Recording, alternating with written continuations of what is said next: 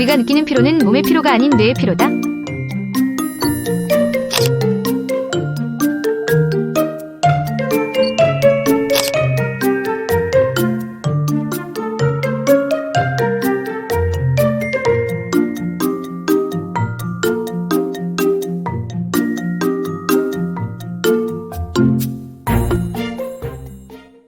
여러분은 어떤 생각이 드는지 모르겠습니다. 제가 올해 나이가 이제 딱 90이니까 90년 한국의 근대사를 지켜본 증인이다. 저는 그렇게 생각을 합니다. 여러분은 우리가 태어나면서부터 우리가 이렇게 잘 살고 멋있는 나라인 줄 그렇게 늘 젊은 세대는 생각을 하고 있죠. 천만의 말씀. 정말 우리는 피와 눈물의 역사였습니다. 정말 힘들었던 역사였습니다. 지난 시간에도 말 좀 드렸지만 이 한가한 농촌에서 그저 느릿느릿 뭐 세워라 내워라 하고 지내던 그런 참 태평스러운 세월을 겪어왔습니다. 그러던 것이 이제는 분초를 다투는 산업사회 도시생활로 바뀌어갔습니다.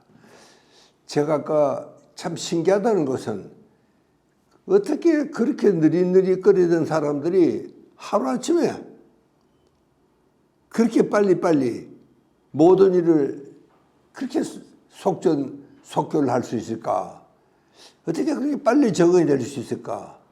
저는 그게 그렇게 신기합니다. 외국인들이 놀라는 것은요, 이렇게 인기 있는 가게 가면 줄을 줄 서 있습니다. 근데 그 계산대 아이들이 얼마나 계산이 빠른지 정말 한 보따리 사온 물건도 단순에 다 계산을 척척척척 해냅니다. 이게 줄도 뭐 굉장히 빨리 줄어들죠. 여러분 나는 참 이상하다. 어떻게 우리가 이 참 빠른 문화에 이렇게 적응이 잘 될 수 있을까? 그래서 이 대형사제는요 빨리빨리 가는 말이 이미 한국 사람의 문화로 이렇게 등재가 되어 있습니다. 저도 참 깜짝 놀랐습니다. 우리 DNA 속에는 그렇게 빨리 하는 그런 어떤 그 유전자가 이렇게 각인되어 있는 건 아닌가. 저는 이건 뭐 증명이 된 건 아닙니다. 근데 저는 그저 뇌과학자로서는 도대체 그렇게밖에 생각이 될 수가 없습니다. 그렇게 잘 되지가 않습니다. 여러분 그 덕분에 그래도 우리는 그 짧은 시일에 정말 세계가 놀랄 기적을 우리가 일궈낸 것도 사실입니다. 그렇게 오랜 세월이 걸리지도 않았어요. 그러니까 참 저는 그 언젠가 우리 이웃 나라에 골프장을 건설하는데 그래서 참 언제쯤 이제 공기가 끝날 것이다. 그래서 참 뭐 VIP도 초대를 하고 아주 뭐 유명한 사람들 초대를 이제 다 하고 날짜까지 충분히 계산을 했다 그럽니다. 이분들이 이렇게 빠르지가 않으니까 계산을 하고 그래서 이제 참 초청장까지 다 돌려냈는데 웬걸 이 공기가 도저히 끝날 것 같지가 않습니다. 그래서 참 그 당국과 의논을 해서 한국에서 아주 급하게 단체로 이 인부들을 초빙을 해왔습니다. 현지인들이 깜짝 놀란 것은요, 이분들이 탁 도착을 하더니 바로 그날 밤에 횃불을 켜놓고 공사를 하는 겁니다. 와, 그걸 보고 이 사람들은 놀란 겁니다.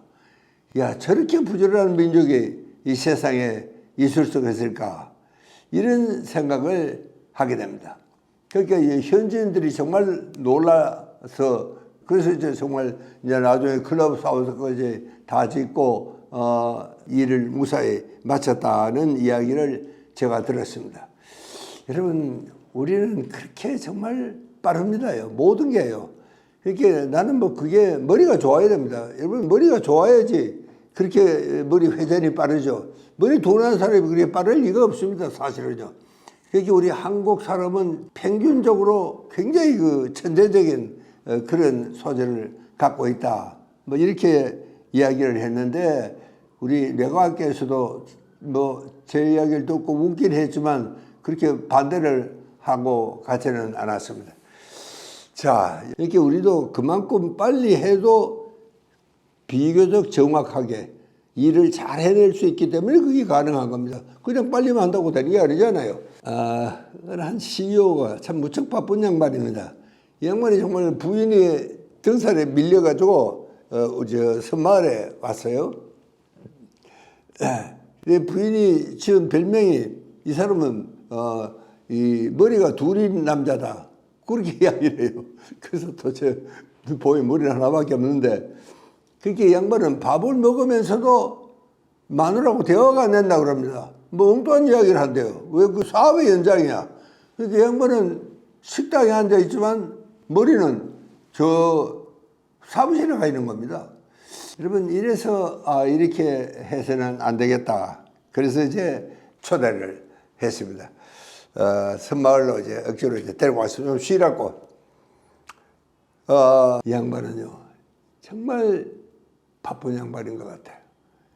쉬질 않습니다. 밤중까지 불을 켜놓고 뭐 일을 하고 있어요. 그래서 내가 참 하도 딱 해서 가서 여보 김 대표 저 산이 보입니까? 그 양반이 나를 깜짝 놀라 쳐다보더니 보이죠. 여기 어딥니까? 그 양반이 막 웃으면서 내가 왜 그런 바보 같은 질문을 하는지를 자기도 아는 겁니다. 그러니까 그렇게 웃죠. 이 박사 여기 선말합니까? 자기도 아는 겁니다. 이 박사 마누라는 저보고 머리가 둘인 남자라고 놀려야 되지만 사실은 요즘 같아서는 머리가 셋, 넷 돼도 남자가 안 난다. 참 항상 모자라고 뭐 일에 쫓기고 필요한 게 그지없죠. 그리고 좀 쉬기도 쉬어야 되는데도 어떨 때는 뭐 정말 계산도 제대로 안 될 때도 있고 내가 휴식이 필요하구나. 그리고 저도 느끼고 있습니다. 그래서 정말 병원에 가면 머리도 아프고 뭐 잘 안 되고 가보면은 만성 피로 증후군이다. 그 이야기는 뭐 나도 하겠어요. 사실 미안하지만 그런 이야기를 했었는데 여러분 우리가 참 따지고 보면은 이제 그런 뭐 주치의도 선생님 휴식이 정말 필요합니다. 선생님 내가 지금 쉬면 어떻게 되겠습니까? 지금 해외에서 주문 이렇게 밀려 있고 일은 제대로 되지도 않고 우리가 주문해 놓은 기계는 아직 도착하지도 않고 선생님 생각에는 잠이 올 것 같습니까? 선생님 제가 만약에 잠이 들면 어떻게 되겠습니까? 회사가. 저는 그 김 대표한테 뭐 몇 마디 하려고 그러다가 할 말이 없더라고요. 그래서 저는 참 입을 닫았습니다. 박사님 우리는 1달러가 아쉽습니다. 절박한 심경입니다. 그런 이야기를 할 때 저도 모르게 정말 눈물이 핑 돌아왔습니다. 그래 우리 한국이 오늘에 있기까지 이런 사람들의 이 근면하고 좀 부지런하고 좀 밤을 새워가면서도 일을 해야 되는 그 무거운 책임감과 사명감을 가진 이분들이 있었기에 오늘의 한국의 세계 정상을 달리게 되었구나. 저는 그런 생각을 하면서 김 대표를 정말 내가 불끈 껴안았습니다. 저 선진국들이 우리가 겨우 따라왔는데도 불구하고 선진국을 우리보다 더 빨리 뭔가 또 새로운 거를 우리가 겨우 몇 가지 따라왔는데 여러분 최근에 한번 보십시오. 그전에는 잡지에만 이렇게 나오더니 이제는 우리 안방에까지도 AI가 들어왔습니다. 이렇게 빨리 세상이 변하는데 박사님 내가 느긋하게 휴식시키고 그래가지고 우리 회사가 어떻게 될 것 같습니까? 저는 아무 말도 정말 하지가 않았습니다. 그래서 참 이분은 그래요.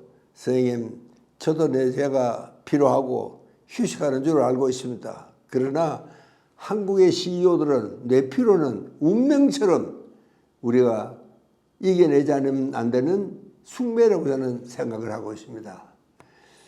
여러분 저는 더 이상 이야기를 하고 싶지 않습니다. 여러분 그런 분들이 우리 한국에 있다는 걸 여러분 잊지 말아 주시고 또 그분들 때문에 우리가 정말 잘 사는 나라가 되었다는 사실을 잊지 말아 주셨으면 좋겠습니다. 감사합니다.